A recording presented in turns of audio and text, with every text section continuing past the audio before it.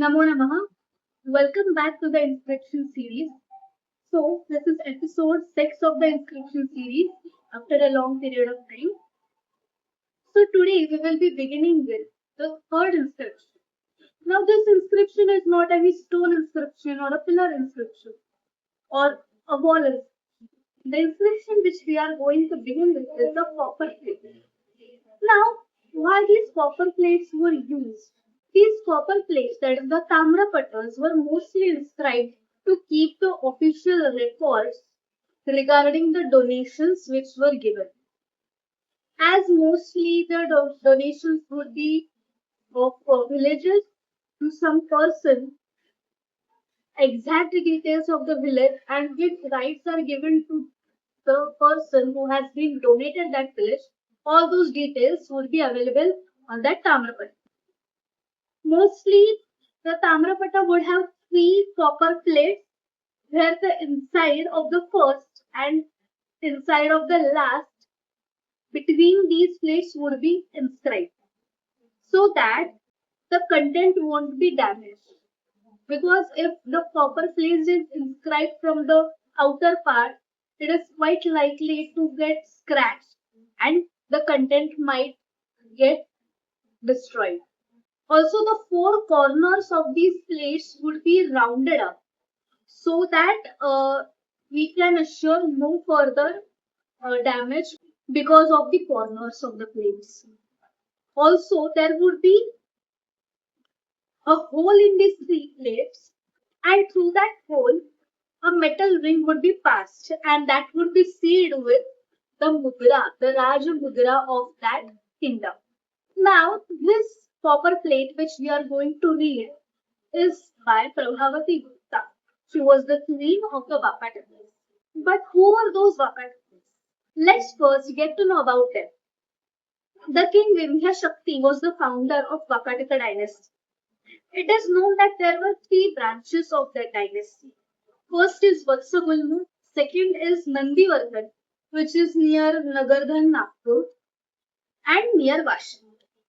Now, amongst these three branches, the main and the strongest branch was of Nandivardhan. Pravarasena I had a son named Prithvishena. Now his son was Rudrasena II, and Prabhavati Gupta's marriage was the result of the matrimonial alliance between Guptas and Vakatakas. That marriage happened in 380 CE.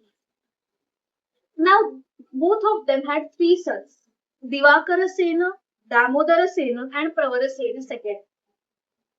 There was an opinion that Damodara Sena and Pravarasena are the one and the names are two. But the further evidences prove that Damodara Sena and Pravarasena are two different individuals. It is also known that Prabhavati Gupta and Rudrasena II had one more daughter through the rock inscription at Ramtek, Nagpur. But her name is till date unknown. After 5 years of marriage of Prabhavati Gupta and Rudrasena, he got the charge of the throne of Vakataka. He was able to rule only for 5 years and he died in 390 CE. After the death of Rudrasena II, Prabhavati Gupta started ruling as her children were quite young. Her reigning period is told 390 CE to 410 CE. Now, talking about the copper plate of Prabhavati Gupta. The Pune copper plate. Now, any inscription is named on the place where it is found. It was found in Pune. So the Pune copper plate, being with a family since years, had been taken care of with no damage. So fortunately, it was in quite legible state.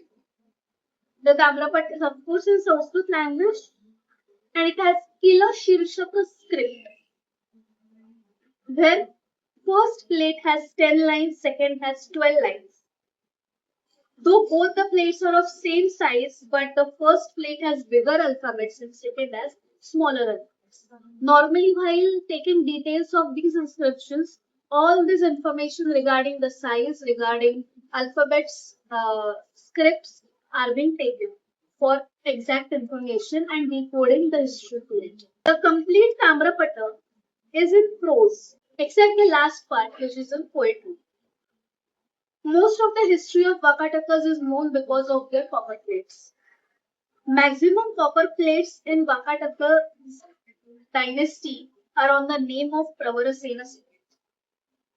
Due to the details in the Tamrapata, which is an official record for donation by certain to certain person, their lineages, the place and the time period of donation along with the year of the king's rule, it helps to get the exact historical evidences of that time. Along with it, the society, culture, trade, political, socio-cultural, socio-political, socio-economic conditions are also understood through it. Now, talking specifically about Prabhavati Gupta. After the death of Rudrasena, Prabhavati Gupta took the power in her hands. Few opine that she was ruling, but the name of the ruler was Divakara Sena, that is her elder son. But recently, a coin of Prabhavati Gupta was found, and it proves that she was a ruler, as only those have coins on their name who rule as individuals, not on someone else's name. Prabhavati Gupta had a great support of her father, Chandragupta II. During initial time of Prabhavati Gupta's administration, Chandragupta II had sent a council of ministers. Her first son Divakara Sena's ruling period is quite short. It could be interpreted that he also died at a quite young age. The second son Damodara Sena reigned from 410 CE to 420 CE. The next mention of Pravara Sena ruling from 420 CE to 455 CE with 35 years of kingship could be inferred as Damodara Sena would also have been died in 420 CE. Also, Damodara Sena's administrations and kingdoms information is not known. Maximum Tamrapatas are found in the name of Pravara Sena II. And Prabhavati Gupta's death would also have been taken place during his reign, as he had constructed a temple dedicated to Narsimha at Ramdev, Nagpur, with Prabhavati Gupta's name mentioned as Prabhavati Swami. Then Pravarasena mentions about himself and his sister, but her name is not mentioned. He also built a lake named Sudarshana. He was not only a king but also a poet. He had many literary works in Prakrit, like Setubandha, Ravana. Now, the epithets given by Prabhavati Gupta to her sons in the copper plates helps us to know the exact timeline. In the Tamrapata of Prabhavati Gupta, she does not mention about Vakataka's dynasty except her sons and her husband, but gives the complete lineage of the Guptas. Now, because of this copper plate of Prabhavati Gupta, we get the details of the situation. We get to know about the both dynasties, that is Gupta and Vakataka, and also along with it, we get to know their exact time period. We also get to know that Rudrasena's ancestors had performed Rajasuya and Ashwamedha sacrifices. So these are the quite few details which we get to know about that dynasty, those kings. So these copper plates are not just the records of donations, but also explains each and every aspect of the society. So this was the introductory part of Prabhavati Gupta's copper plate. We would be reading and discussing about the copper plate's content, but in the next episode. Till then, stay tuned. Also, let us know how are our videos and give us suggestions. What do you wish to hear from us? Dhanyawada.